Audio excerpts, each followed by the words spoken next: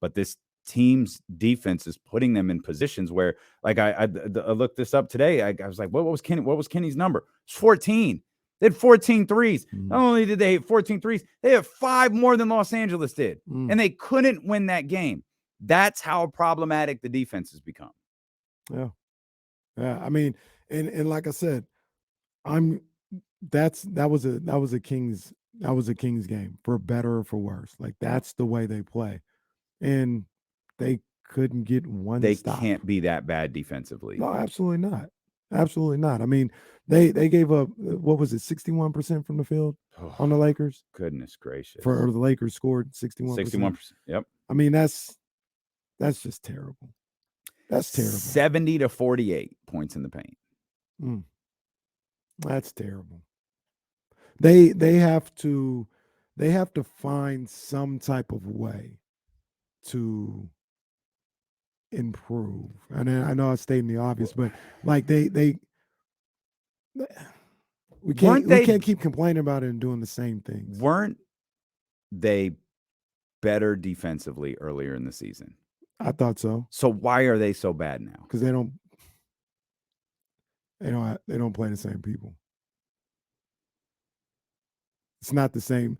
Those things aren't the same no more. For whatever reason they are. People have their reasons, whatever. They don't have the same rotations. They just don't play the same people. Okay. And we, like I've talked about, and it's not Metu is this great defender, or Terrence Davis is this great defender, or something like that. Oh, I'm glad Terrence Davis ain't going to ever see the basketball floor again in a Kings uniform. Man, they have him. It was so infuriating. Like, it just goes to what we were talking about last week. It was a 2-day discussion on this rotation, and I think you were bringing up that he's got these guys like in their heads. Terrence Davis passed up 3 perfect Terrence Davis shots. The first shot he finally took was like, all right, like, it wasn't a bad shot. I think he missed it. It wasn't a bad shot. I missed them all. The other 3 were significantly better. Right. He passed up all of them, and then he was just in a long line of Kings defenders that was terrible. And I pulled him out. I was like, we ain't never going to see Terrence again. No.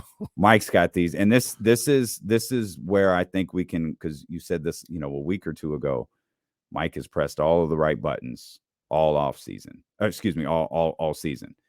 This is the first time he's pressed the wrong button. That was the wrong button. My bad. He's got. That's what he's done. That's when he accidentally blocked Leasy. That's what it was. Like, which, by the way, he accidentally blocked Matt. Blocking Leasy was one of the funniest moments in show history last week. That was just absolute comedy, because it was. I swear it was an accident. We saw Leasy on Saturday night. But yeah, Mike's hit the wrong button. He's off here. And I don't know if there's a discussion he needs to have with those individuals. I don't know if there's a discussion he hasn't had with the individuals. I'm guessing he didn't have it before Saturday, because there was no one there to take Terrence's place. Malik was out. But, by the way, James Ham report Malik at shoot around, all good to go tonight. So Malik back in action after missing 1 game. But Malik wasn't there on Saturday. That was Terrence Davis's night. We were talking about this. If Malik's not playing, this is Terrence Davis's night. That was his opportunity. And he's still I guess he had I don't know if it was the fear of Mike Brown, the fear of failure. It was the fear of something, because he looked terrible and completely in his head in the minutes that he played. Yeah. And that's and like I said, it's not like these guys are world beaters. But I just looked at the way Terrence Davis is a hell of a lot better than what we saw the other night. He might not be a world beater. There's a fine line between the two. Absolutely. And it just goes back to how they were playing and how they're playing now. If Terrence Davis and Chimezie Metu, and I'm not even going to put KZ Okpala in there because he actually does play defense, but if Metu and Terrence Davis weren't playing defense and the Kings were balling, by all means, they need to continue to sit, because this team's going to work. They're handling business. And if they can't get with it, then they can't play, by all means. But the way that you're handling those two who were a part of the success early in the season, the way that you're handling them now has not resulted in W's. It hasn't resulted in good play. The defense has been just as poor with everybody else as it has been with them. The shot selection, has been questionable with everybody else as it was with those two. So my thought would be, hey, we need to find a way to get back to how we were playing when we were playing our best. And those two were a part of it. And it just strengthened the the roster as a whole and the rotation as a whole. But it gave them. I think this team plays if they can get some good momentum on the offensive end, they get some stops on the defensive end. In a small dose, we saw that in the fourth quarter. They used what they were doing on the offensive end to kind of propel the stops they needed to get that game back to a tie game. They helped that LeBron James was out too, but they were still getting those stops.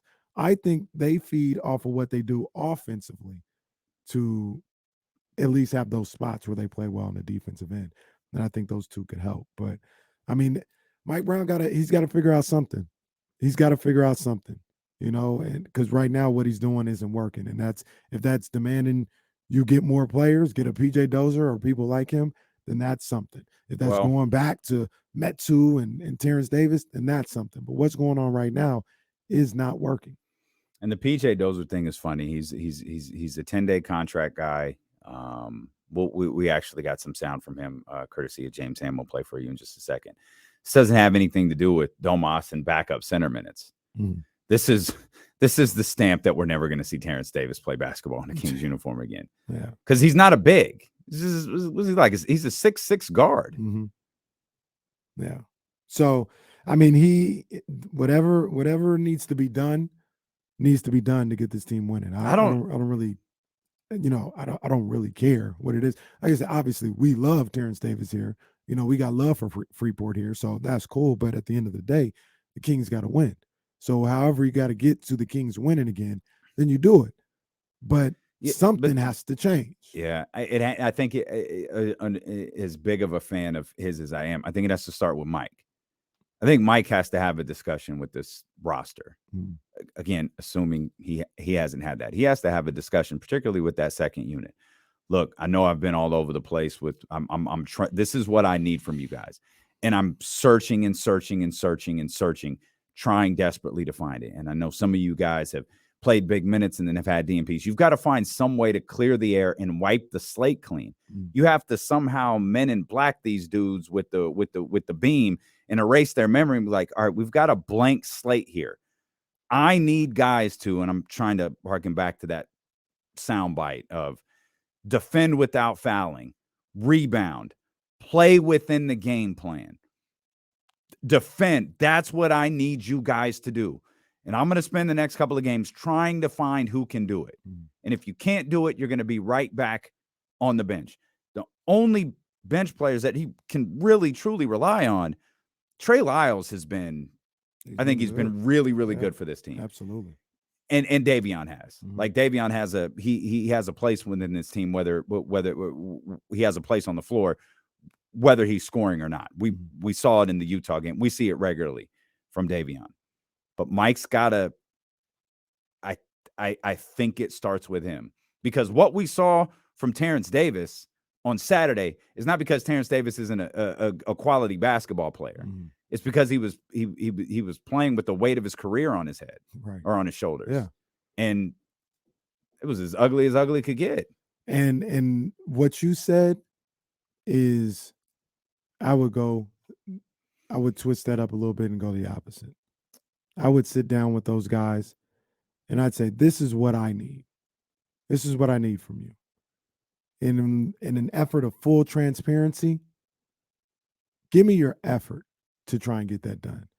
If it doesn't work, you're going to play. Okay? You're going to play. I need you to try though. But you can't make that proclamation though, because there just aren't enough minutes there for everybody. Somebody has to earn minutes. But that's what I'm saying. Like, he's doing that now. What you said he's doing now. I'm gonna put you in. If you don't do it, I'm gonna find somebody else who's gonna get it done. And that ain't working. That's not working. So I think you need to go to Terrence and Metu and be like, look, don't worry about your playing time. I'm gonna give you this 7-game stretch. This 10 might be too long, but I'm gonna give you a stretch of games where you're gonna see minutes. I don't even know if you have to do that. You've got tonight. That's what who I'm going to tonight. But that's what he did with Terrence on Saturday, and that didn't work. Like, they have to know, in my opinion, he didn't go to Terrence. He put what Terrence? Malik Monk was unavailable. What Terrence play, like 7 minutes, 8 minutes, 10 minutes.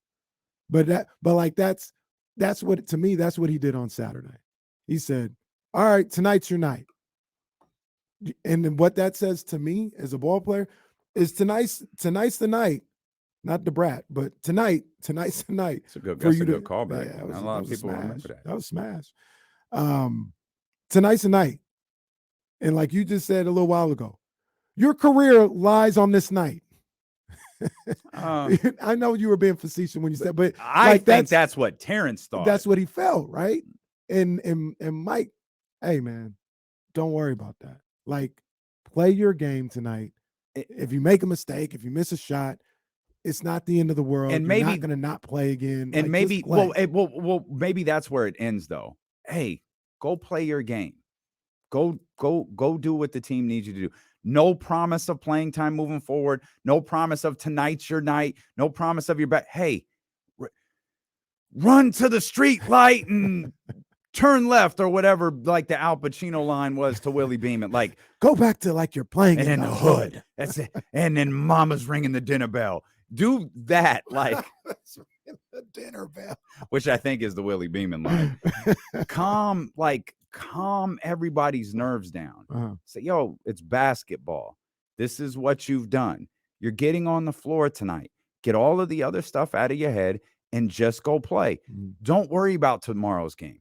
Don't worry about the games against Houston.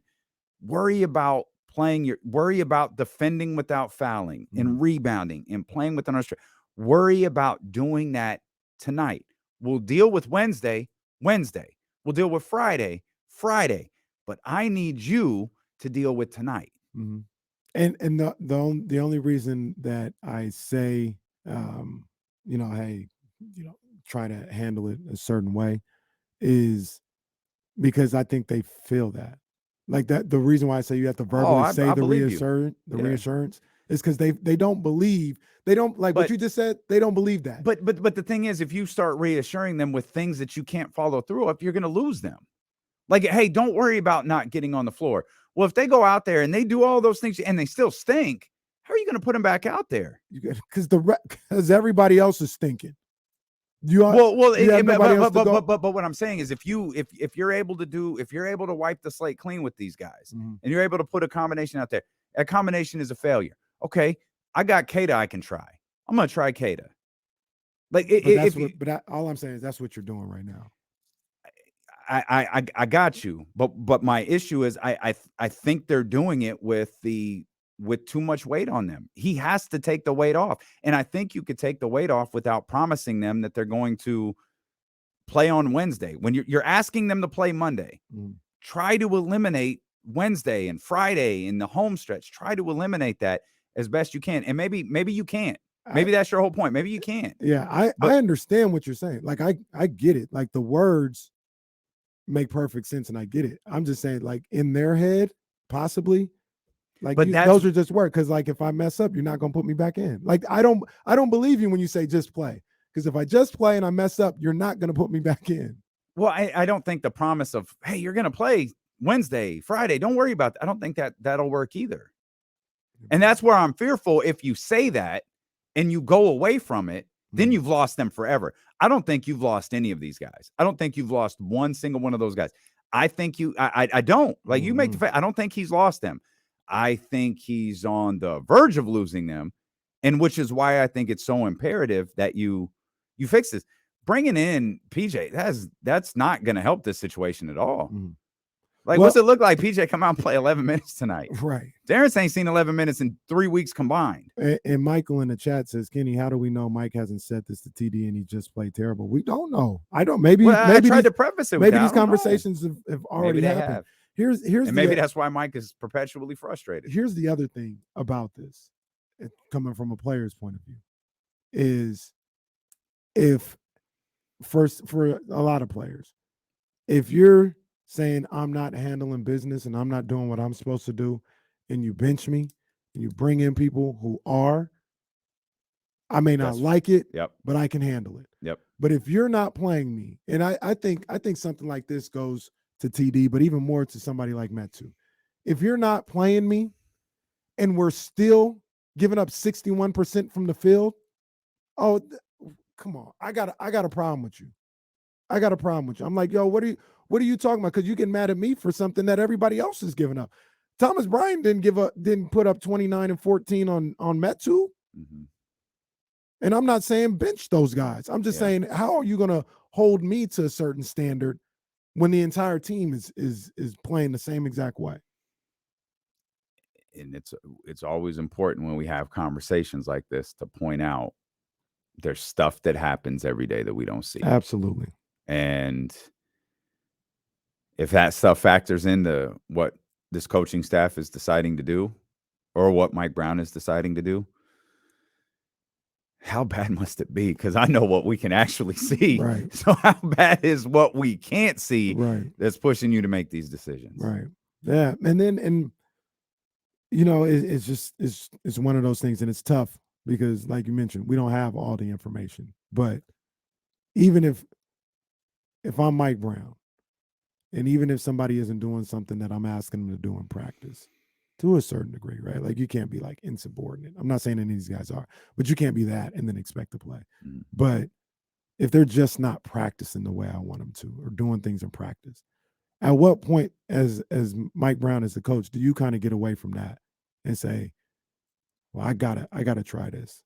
Because that's really my whole thing, is what you're doing right now. You can complain about, I need to find some guys, this all. What you're doing right now, the DMPs, sometimes KZ plays, sometimes he doesn't. Mm-hmm. That's not working.